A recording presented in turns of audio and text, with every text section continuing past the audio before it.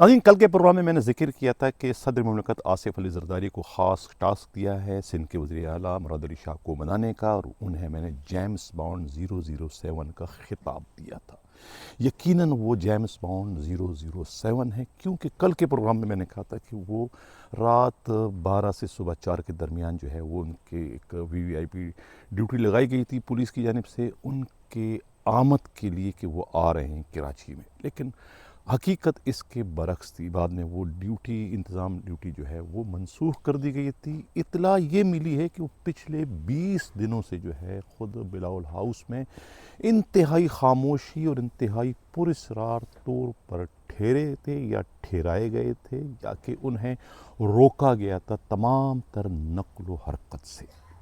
اور جو schedule duty ان کی لگی تھی ان کے آمد کے حوالے سے، وہ ایک صرف اور صرف جو ہے میڈیا کو اور سندھ کے لوگوں کو، پیپلز پارٹی والوں کو، سب کو ایک طریقے سے مس گائیڈ کرنے کے لیے۔ حالانکہ اخبارات میں ان کی تصاویریں گائے بغائے جو ہے وہ شائع ہوتی رہی کہ وہ ایوان صدر میں ہیں، اسلام آباد میں ہیں، ان سے ملاقات، وہ صرف اور صرف جو ہے ایک دکھاوا تھا، نورا کاروائی تھی۔ وہ پچھلے 20 دنوں سے جو ہے خود بلاول ہاؤس میں ٹھہرائے گئے تھے، اور اس وقت آئے تھے جب انہوں نے خود سندھ کے سینئر وزیر جو ہے سید غنی کے بھائی فرحان غنی کے ساتھ جو واقعہ رونما ہوا تھا حساس اداروں کا، اس کے اگلے دن آئے تھے، اور آتے ہی انہوں نے جو ہے وزیر اعلیٰ مراد علی شاہ اور خود شرجیل میمن سندھ کے سینئر وزیر اور ناصر شاہ سمیت دوسرے وزراء کو بلا کر خوب اچھی طریقے سے ان کی کلاس لی تھی، ان کی ایسی کی تیسی کی تھی۔ میں نے ڈنڈے تک کا ذکر کیا تھا، تو اس وقت تو بہت جلال میں تھے،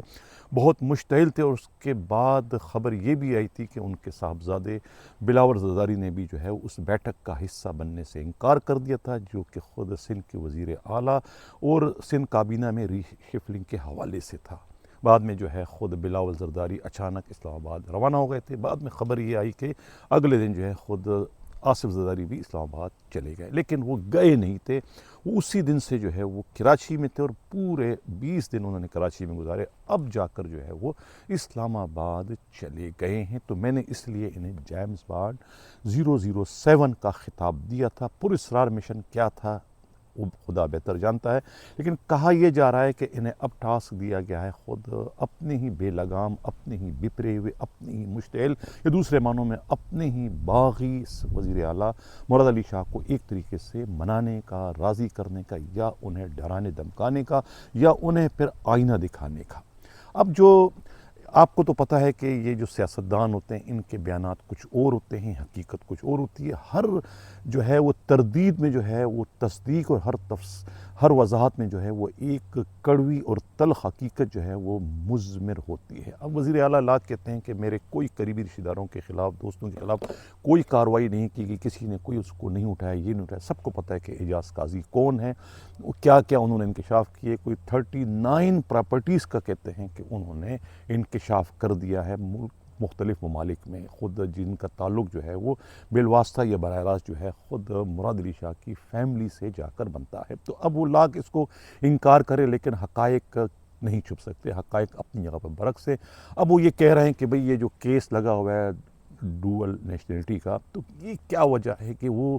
بجھتی ہوئی چنگاریاں جو پچھلے 10-12 سالوں سے جو بجھ چکی تھی، انہیں آخر اس موقع پر جو ہے کون ہوا دے کر جو ہے وہ آگ کا شعلہ بنانے کی کوشش کر رہا ہے، یا اسے آگ کا شعلہ بنانے کی ضرورت یا نوبت اس موقع پر کیوں پیش آ رہی ہے؟ ہر بندہ سمجھتا ہے کہ صرف اور صرف جو ہے وہ رام کرنے کے لیے، راضی کرنے کے لیے، ڈرانے کے لیے، دھمکانے کے لیے جو تلوار ان کے سر پہ لٹک رہی ہے، کیونکہ یہ ڈوئل نیشنل والے میٹر میں جو ان کے ساتھ تھے اس وقت وہ تو ڈسکوالیفائی ہو گئے، تو آخر ان میں کون سے سرخاب کے پر لگے ہوئے ہیں، ان میں کون سی گیدڑ سینگی ہے مراد علی شاہ کے پاس کہ ان کے خلاف کوئی کارروائی نہیں کی، اور اب وہ کارروائی کرنے کی نوبت یا ضرورت جو ہے وہ مقتدر حلقوں کو پیش آ گئی، تو اس لیے جو ہے وہ اب ان کی چیخیں نکل رہی ہے، اب یہ پریشان ہو رہے ہیں۔ لیکن یہ جو وضاحت ان کی آ گئی اور جو یہ تردید کر رہے ہیں، اس سے یہ بات روز روشن کی طرح سے آیا ہو گئی کہ معاملات طے ہو چکے ہیں، سدھر چکے ہیں، مان چکے ہیں۔ دوسرے معنوں میں جو ہے وہ سندھ